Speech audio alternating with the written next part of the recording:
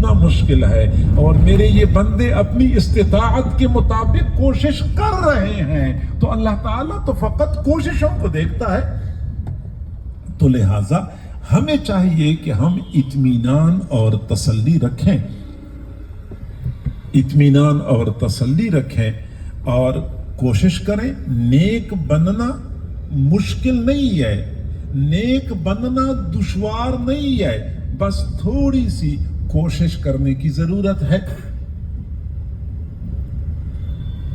आप लोग देखते हैं कि जब इंसान के क़ुवा मजबूत थे, इंसान बहिम्मत थे, तो मादी दुनिया में, हिस्सी दुनिया में बहुत सारे काम करने मुश्किल हुआ करते थे। आपको पता है कि हर काम मुश्किल होता था, लेकिन जो जो क़ुवा कमजोर होना शुरू हो गए, अल्लाह ताला ने हर काम में आसानी पैदा फरमा दी।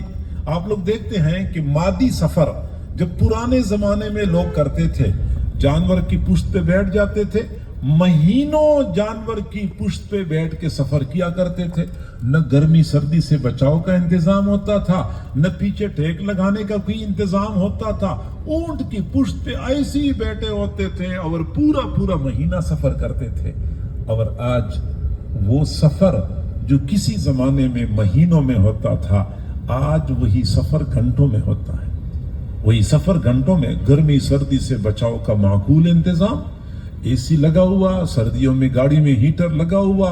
अब चाहे तो सीट पीछे कर लें, चाहे तो सीट आगे कर लें, जिस तरह चाहें, चाहे तो आप सो जाएं, चाहे तो आप जाग जाएं। गोया कि अल्लाह ताला ने अगर मादी सफर में हमारे लिए आसानी पैदा फरमाई है, हमारी कमजोरी की रिआयत करते हुए, ऐसे ही अल्लाह ताला ने हमारी कमजोरी की रिआयत करते हुए हमारे लिए रूहानी सफर को भी आसान फरमाया है। तो लिहाजा हमें चाहिए कि हम कोशिश करें। अब मैं आपको बताऊं कि अल्लाह तक पहुंचने में, नेक बनने में हमारे लिए 3 बड़ी रुकावटें हैं, और उन 3 रुकावटों को खत्म करने के लिए हमारे पास 3 ज़राए मौजूद हैं। तवज्जो से बात सुने, नेक बनना आसान हो जाएगा। हमारे लिए नेक बनने में सबसे बड़ी रुकावट हमारा माहौल है। माहौल ऐसा बना हुआ है कि बंदा नेक बनना चाहे भी फिर भी नेक नहीं बनने देते।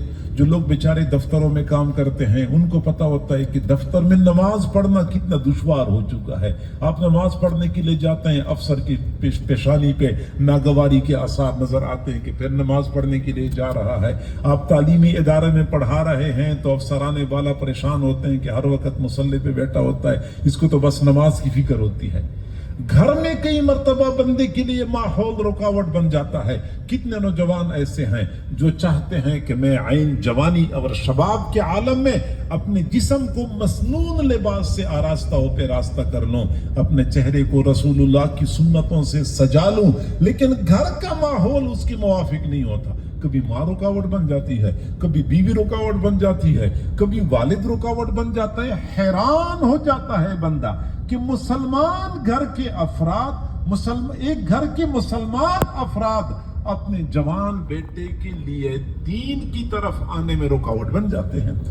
यानी आप रुकावटें हैं, माहौल हमारे लिए रुकावट। गुनाहों से बचना चाहते हैं, नहीं बच पाते। आप सफर करेंगे तो सफर के दौरान अजनबी खवातीन से बंदे का वास्ता पड़ता है।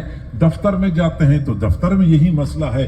बाजार में बंदा बचना चाहता है तो नहीं बच पाता। बचने की कोशिश करते हैं फिर भी नहीं बच सकते। स्कूल और कॉलेज का सब मामला आपके सामने है कि कई नौजवान बेचारे ऐसे होते हैं जो गुनाहों से बचना चाहते हैं लेकिन नहीं बच पाते। माहौल हमारे लिए सबसे बड़ी रुकावट है, और इसका हल क्या है?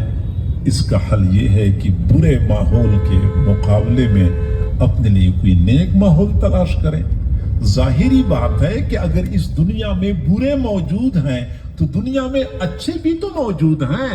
ये तो आलम अज़दाद है। अगर गर्मी है तो सर्दी भी है, اگر اندھیرا ہے تو روشنی بھی ہے، اگر ظلمت ہے تو نور بھی ہے، اگر شر ہے تو خیر بھی ہے۔ تو اگر برے ماحول نے ہمیں پریشان کر رکھا ہے تو متبادل اللہ نے ہمارے لیے نیک ماحول کا انتظام کیا ہوا ہے۔ ہم نیک ماحول میں اپنے آپ کو شامل کر دیں، ہمارے لیے گناہوں سے بچنا آسان ہو جائے گا۔ اور ایک وقت تھا کہ لوگ نیک ماحول کے متلاشی ہوا کرتے تھے۔ حضرت علقمہ رضی اللہ تعالی عنہ حضرت عبداللہ بن مسعود رضی اللہ عنہ کے مایہ ناز شاگرد تھے، اتنے مایہ ناز کہ اس زمانے میں لوگ کہا کرتے تھے کہ اگر آپ نے علقمہ کو دیکھ لیا تو آپ کو کوئی افسوس نہیں ہونا چاہیے کہ آپ نے عبداللہ بن مسعود کو نہیں دیکھا ہے۔ گویا کہ علقمہ رحمہ اللہ نے عبداللہ بن مسعود کے کمالات کو اپنی ذات میں ایسے سمیٹا تھا کہ گویا کہ آپ نے علقمہ کو دیکھ لیا ایسا ہے جیسا کہ آپ نے عبداللہ بن مسعود